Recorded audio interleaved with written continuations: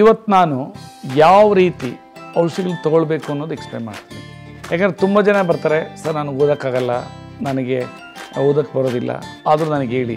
ಇನ್ನು ಕೆಲವರು ಹೇಳ್ತಾರೆ, ನಾವು ಕೇಳಿದರೆ ತುಂಬ ಚೆನ್ನಾಗಿರ್ತೈತೆ, ಏನು ಮಾಡಬೇಕು ಏನು ಮಾಡಬಾರ್ದು ಅಂತ. ಸೊ ಇದರಲ್ಲಿ ಸಿಂಪಲ್, ಬೆಳಗ್ಗೆ ಎದ್ದ ತಕ್ಷಣ ಖಾಲಿ ಹೊಟ್ಟೆನಲ್ಲಿ ಏನು ಔಷಧಿಗಳು ಡಾಕ್ಟರ್ಸ್ ಹೇಳಿದ್ದಾರೆ 15 ml ತೊಗೊಂಡ, ಒಂದು ಸರಿ ಮಿಕ್ಸ್ ಮಾಡ್ಕೊಂಡ, ಅದಕ್ಕೆ ಸ್ವಲ್ಪ ನೀರು ಹಾಕ್ಕೊಂಡ, ಆ ನೀರು ಉಗುರು ಬೆಚ್ಚಿ ಇರ್ಬೋದು, ಇಲ್ಲ ನಾರ್ಮಲ್ ಆಗಿರ್ಬೋದು, ಅದರಲ್ಲೇ ಎಡೆಮ್ಯಾಕ್ಸ್ ಪೌಡರು ಅಥವಾ ಗ್ರಾವಿಯೋಲೋ ಪೌಡರ್ ಕೂಡ ಅದರಲ್ಲೇ ಮಿಕ್ಸ್ ಮಾಡ್ಕೊಳ್ಳಿ. ಅದರಲ್ಲಿ ಇವನ್ನು ಅರಿಶಿನ ಅರ್ಧ ಟೀ ಸ್ಪೂನ್ ಇದು ಮಾಡಿಕೊಂಡ್ರೆ, ಆ ಅರಿಶಿನ ಹಾಕ್ಕೊಂಡ್ರೆ ಸ್ವಲ್ಪ ಕರಿಮೆಣಸಿನ ಪೌಡರ್ ಹಾಕ್ಕೊಳ್ಬೇಕು, ತುಂಬ ಒಳ್ಳೆಯದು, ಆ್ಯಂಟಿ ಆಕ್ಸಿಡೆಂಟು. ಮಿಕ್ಸ್ ಮಾಡ್ಕೊಂಡು ಕುಡಿರಿ, ಅದು ಆಪ್ಷನಲ್ ಅಷ್ಟೇ. ಅದಾದಮೇಲೆ 3 ರಿಂದ 4 ಕಾಳು ಬೆಳ್ಳುಳ್ಳಿ ಹಸಿದು, ಆಮೇಲೆ ಒಂದು ಅರ್ಧರಿಂದ 1 ಇಂಚು ಶುಂಠಿ ಸ್ಲೈಸ್ಡು, ಅರ್ಧ ಟೀ ಸ್ಪೂನಿಂದ 1 ಟೀ ಸ್ಪೂನು ನೆನೆಸಿದ ಮೆಂತ್ಯಕಾಳು ಅಥವಾ ಸ್ಪ್ರೌಟ್ಸು ತಿನ್ನಿ.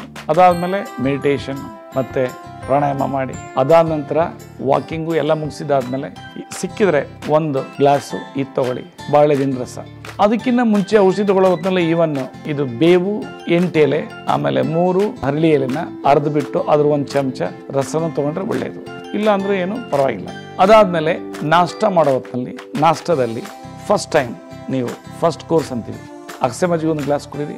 ಅದಾದ ನಂತರ ಫ್ರೂಟ್ಸ್ ತಿನ್ನಿ. ಅದಾದ ನಂತರ ಹಸಿದ್ರೆ ತಿಂಡಿ ತಿನ್ನಿ, ನಾಷ್ಟಲ್ಲೂ ಅಷ್ಟೇ. ಕಿಡ್ನಿ ಪೇಷಂಟ್ಸ್ 3 ಇಡ್ಲಿ ತಿನ್ನಿದ್ರೆ 1 ಇಡ್ಲಿ, ಜಾಸ್ತಿ ಪಲ್ಯ ತಿನ್ನಲಿ.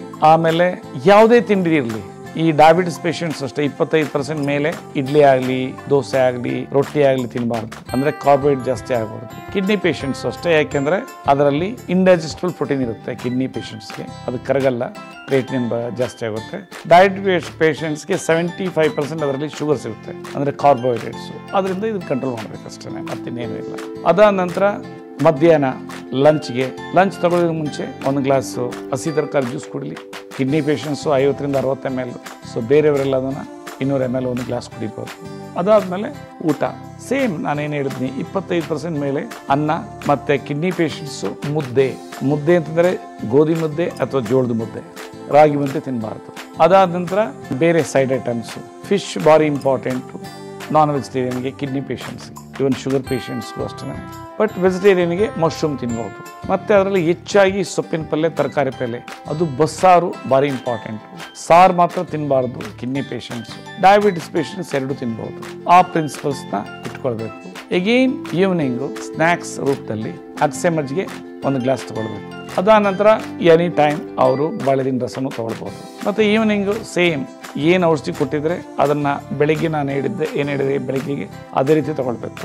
ಅದಾದ ನಂತರ ಊಟ ಸೇಮ್ ಮಧ್ಯಾಹ್ನ ನಾನು ಏನು ಹೇಳಿದೆ ಪ್ರಿನ್ಸಿಪಲ್ಸು ಅದೇ ರೀತಿ ಮೊದಲನೇ ಕೋರ್ಸಾಗಿ ಹಸಿ ತರಕಾರಿ ಜ್ಯೂಸ್. ಕಿಡ್ನಿ ಪೇಷಂಟ್ಸ್ ಕಡಿಮೆ ಪ್ರಮಾಣ 50 ರಿಂದ 60, ಬೇರೆಯವರಾದರೆ 200 ml ತೊಗೊಳ್ಬೋದು. ಊಟದಲ್ಲಿ 25% ಮೇಲೆ ಅನ್ನ ರೊಟ್ಟಿ ಇರಬಾರ್ದು.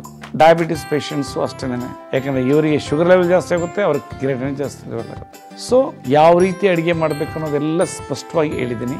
ಆ ಲಿಂಕನ್ನು ನೀವು ಒತ್ತಿದ್ರೆ ಆಟೋಮೆಟಿಕ್ಲಿ ನಿಮ್ಗೆ ಡೀಟೇಲ್ಸ್ ಸಿಗುತ್ತೆ. ಮತ್ತು ಇದನ್ನು ಓದಬೇಕು ಅಂತಂದರೆ PDF ಎಲ್ಲಿ ನಾವು ತೋರಿಸಿಲ್ಲ ಕ್ಲಿಕ್ ಮಾಡಿದ್ರೆ PDF ಡೌನ್ಲೋಡ್ ಮಾಡ್ಕೊಂಡು ಓದ್ಬೋದು. Thank you.